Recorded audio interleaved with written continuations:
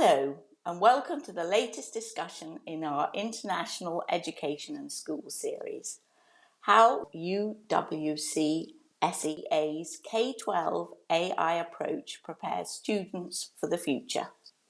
We'll explore the school's thoughtful approach to AI, technology and safety, and how teachers are empowered to nurture responsible, competent, future-ready young people who care about people and the planet.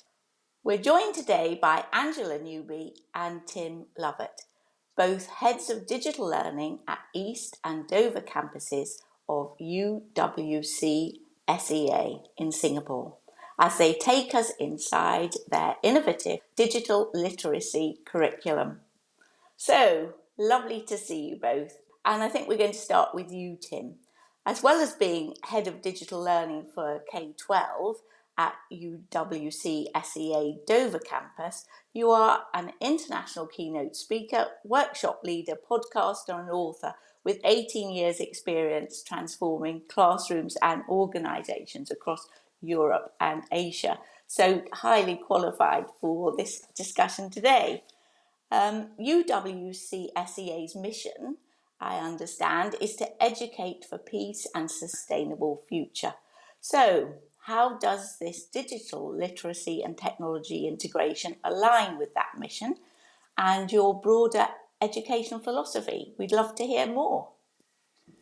Yeah, it's a big question, but our fundamental mission is to give it its full phrasing, to make education a force, to unite people, places, and cultures for peace and a sustainable future. So what we're doing there is empowering students to make a difference, empowering students to advocate for change, giving them the tools and the skills that they need to go forward from school or even while they're at school and do good things, both for their community or the planet or a whole wide range of different communities that they may come from. So the kind of integration with digital literacy,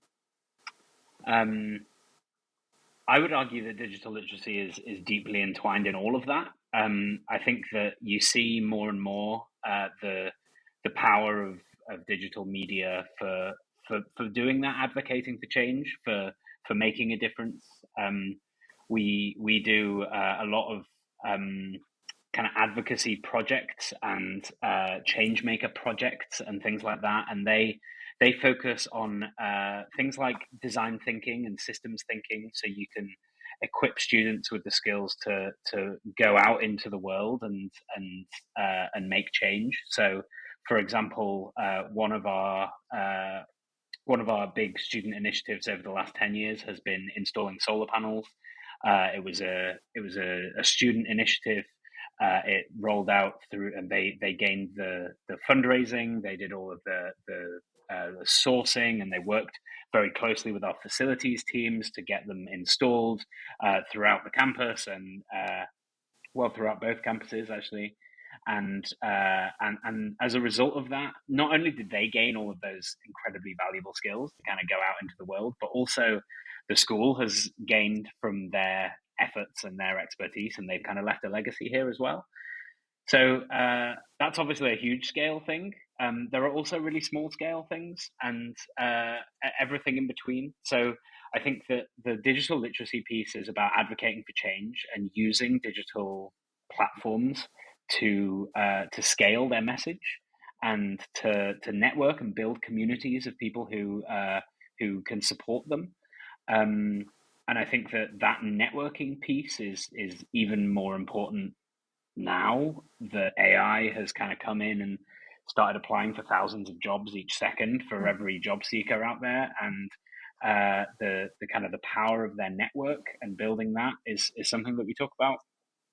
There's also some kind of fundamental literacies that go into digital learning. So like problem solving and computational thinking and things like that to kind of help them deconstruct problems and really kind of get to grips with something that might be challenging their assumptions and things like that.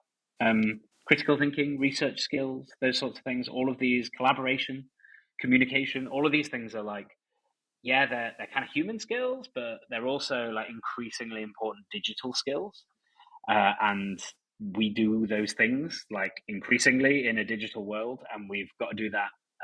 Our students will have to do that when they get to the workplace, and our students will need to do that effectively and powerfully, and in a place where everyone else is doing the same thing, and they will need to keep up, and go further, to make a real difference in the future. So we I guess that kind of answers both of your questions about the educational philosophy and the tech integration, because they're so intertwined that in order to achieve our broader educational philosophy, our kids need some fundamental literacies, and increasingly our fundamental literacies are digital. Whether that's keeping yourself safe online or whether that's advocating for change, it's an important thing for us to teach.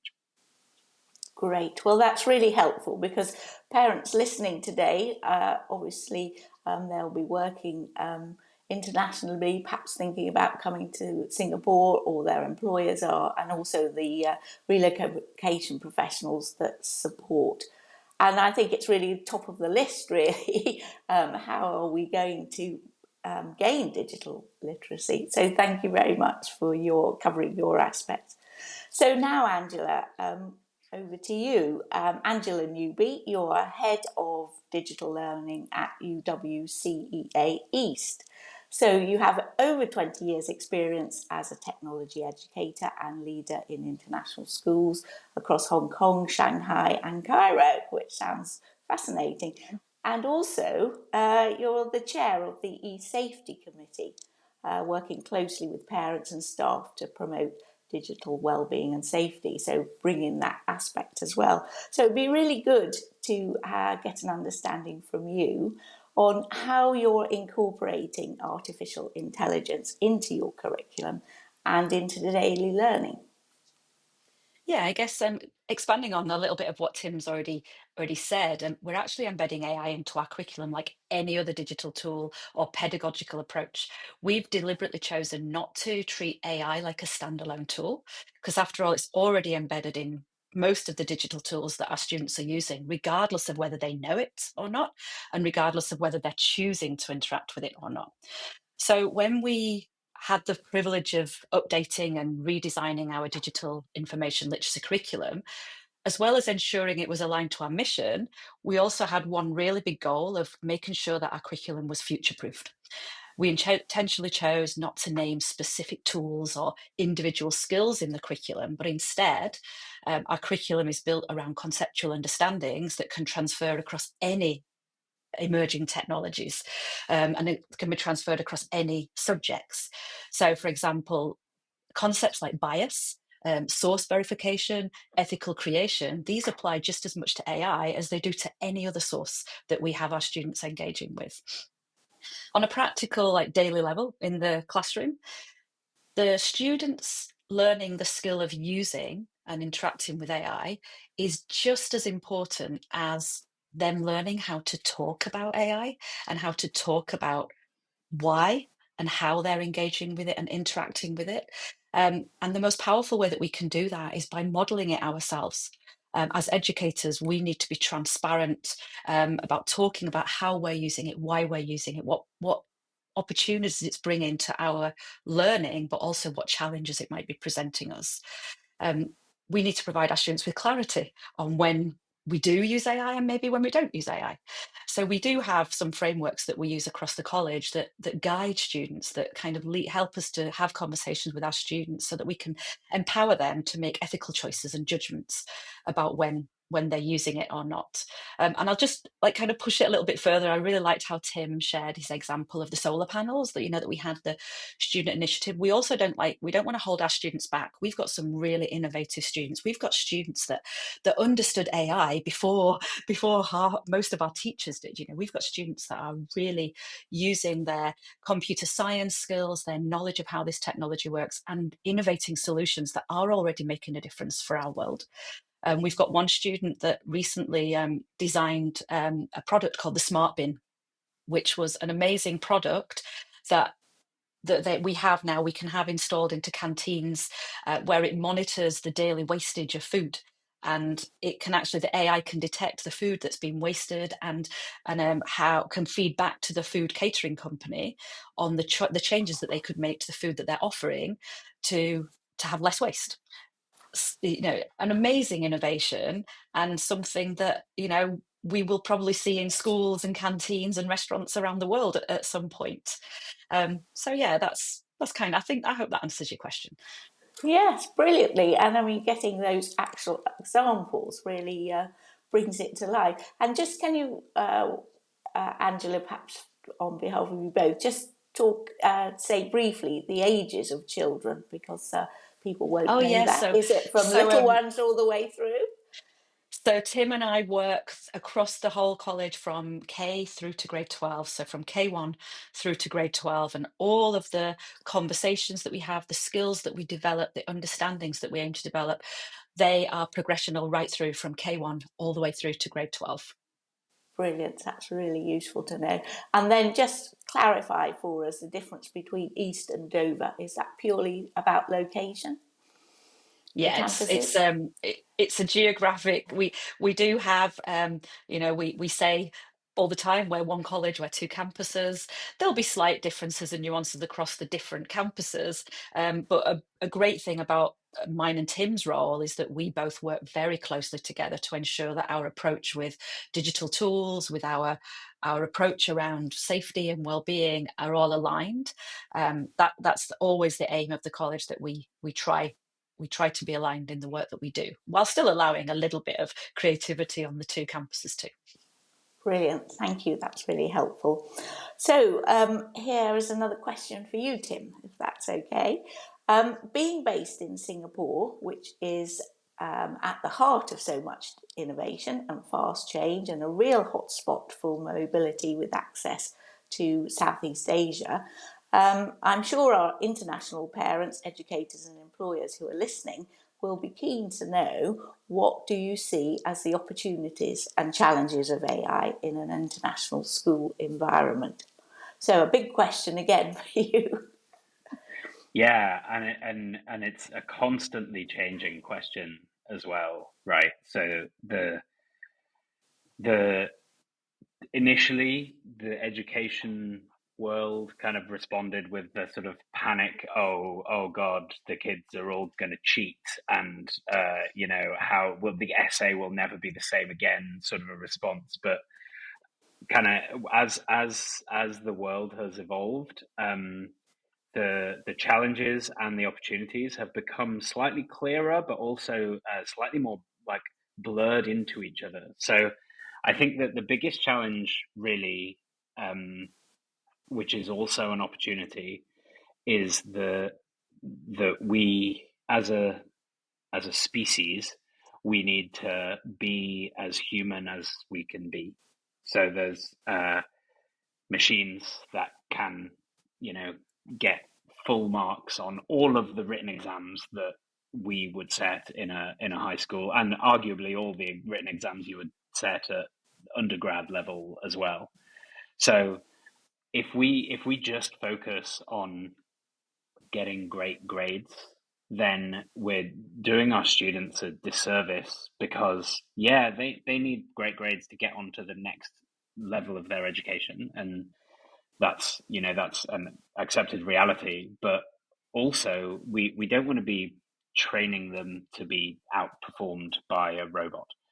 So what we need to lean into, and what we are doing our very best to distill, is the nurturing of the human skills that people bring as part of their kind of inherent humanness, that AI might be able to simulate, or like kind of pretend or summarize, but could never really replicate and replace.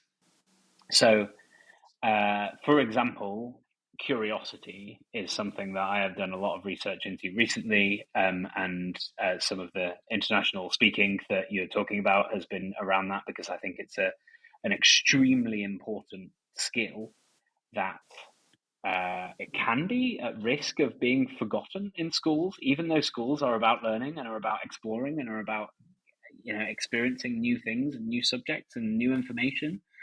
The actual raw curiosity where people want to know stuff just because they don't know it, that can get eroded by the sort of school system. So we do a huge amount of work in response to that to develop ways of creatively assessing students where they can't outsource it immediately to AI, and B, they don't want to because they really care about it and they're really invested in it, and they can see the outcome and they can see the reason, and they can feel that curiosity. So to give you a little micro example of that, we if you think about like a traditional math assessment, you might go in and draw a graph or take some averages of some data or interpret it in some way. One of our grade 9, I want to say grade 9, maybe grade 10 assessments gives the students the data in advance, but without any data labels, so they don't know what the data is until so they can do all the analysis, and they can what might it be, okay, well, just in case I need to do a standard deviation, I'll do that, and they go into the assessment with all of this stuff, and then they get given the context. And in this particular example I'm thinking of, the context is golf scores, which kind of totally like flips everything on its head, right? So just that level of thought and that level of nurturing of human curiosity, there's getting kids to really want to know something, and that's a really powerful thing to be able to produce. So that's an example of how we could embrace this humanness. There's obviously loads of kind of critical thinking skills and how to ask good questions, how to build relationships with people, how to build up the kind of ability to sort of persuade and inspire people. These are kind of things that are really human, and these are huge opportunities for both for schools, yes, and we're working hard to take advantage of all those opportunities for both us, but also for our students. And the students that kind of robotically go through and get straight A's or 45 points at IB aren't necessarily the students that are going to thrive in a future workspace. Whereas students that can think creatively, that can totally think of totally new approaches, that can bring in their culture and like how people from different cultures might interact with a particular thing, all of these kind of like really human things, those are the things that we're looking to nurture on top of the grades, because they feed into each other. And students who want to learn and want to talk about their own culture and want to build relationships with each other, those are the students that both succeed and thrive later on in life. So that's the overall opportunity and threat all in the same package. Great, and it seems a lot less scary with your enthusiasm and the curiosity. So that's excellent, and surely a lot of tips there for employers and reassurance that the talent of the future is well on the way. Angela, then, over to you. Digital skills are often seen as technical, but at UWCEA, they seem to go deeper than that. How do you help students develop not only digital competencies, but also digital citizenship, thinking critically and ethically about technology?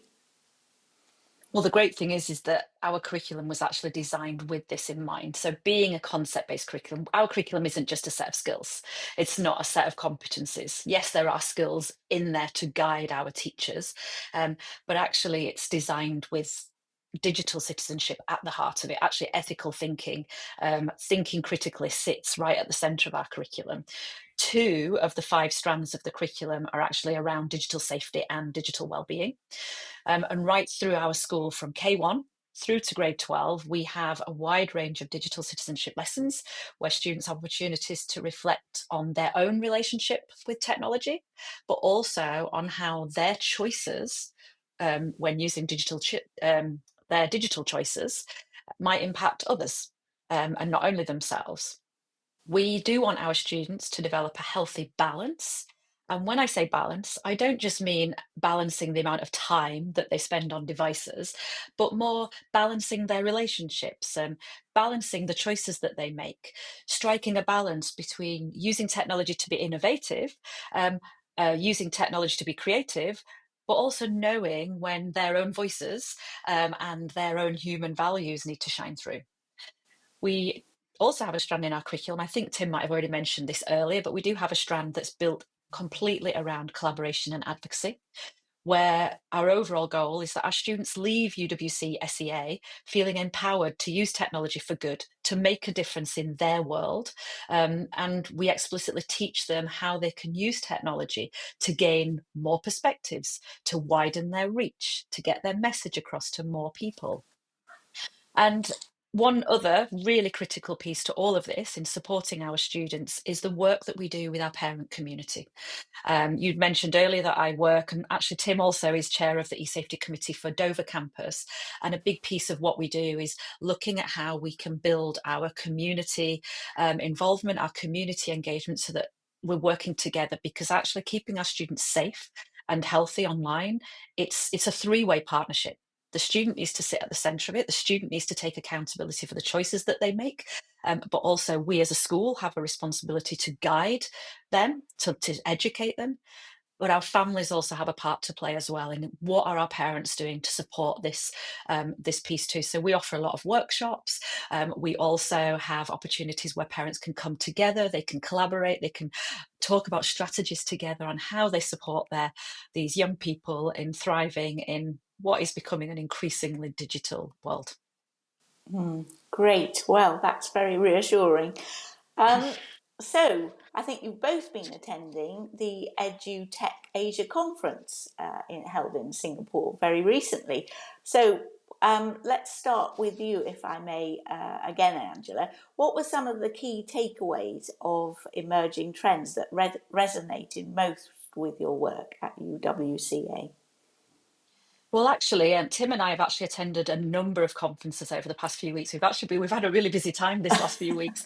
We've not only attended, we've been presenting at some of these conferences too.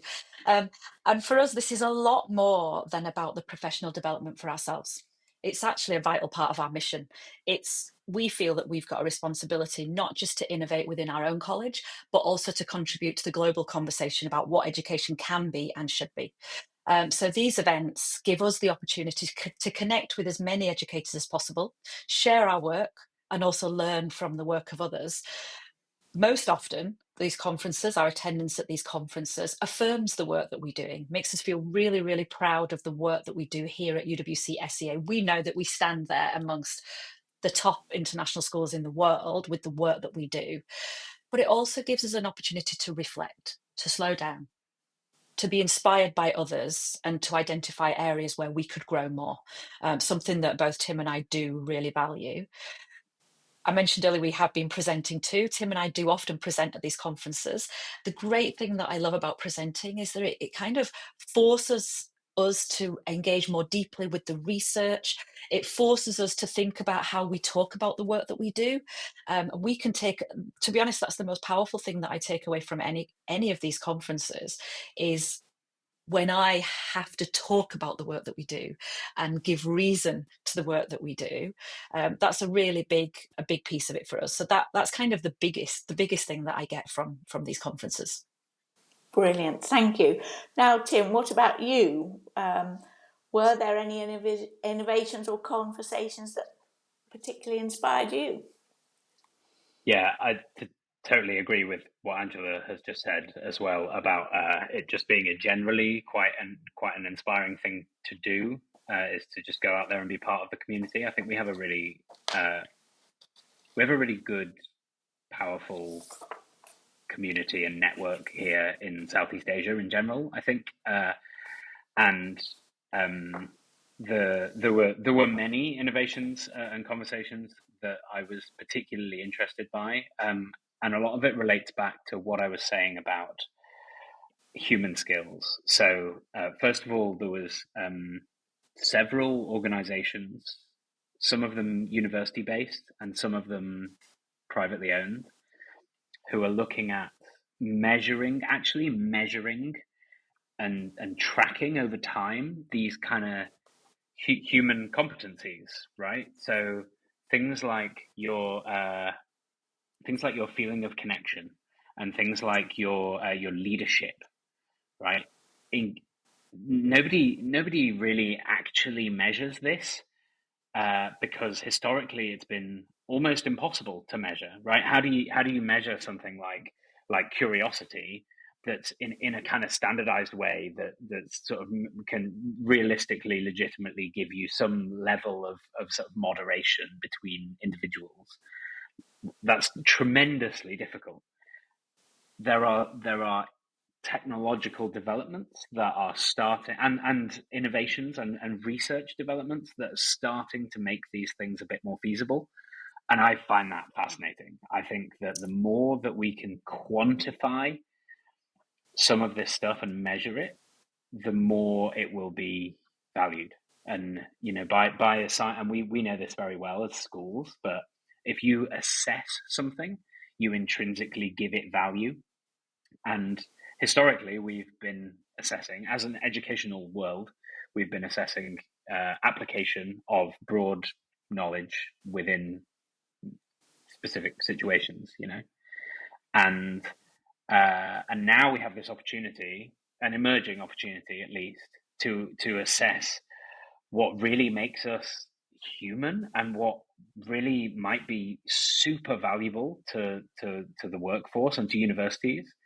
And I think that's incredibly exciting and really powerful and has a real potential to make a real tangible difference to the future of our students. And so I'm excited by that. I don't know what it'll end up looking like, and we will certainly be involved in some of that research.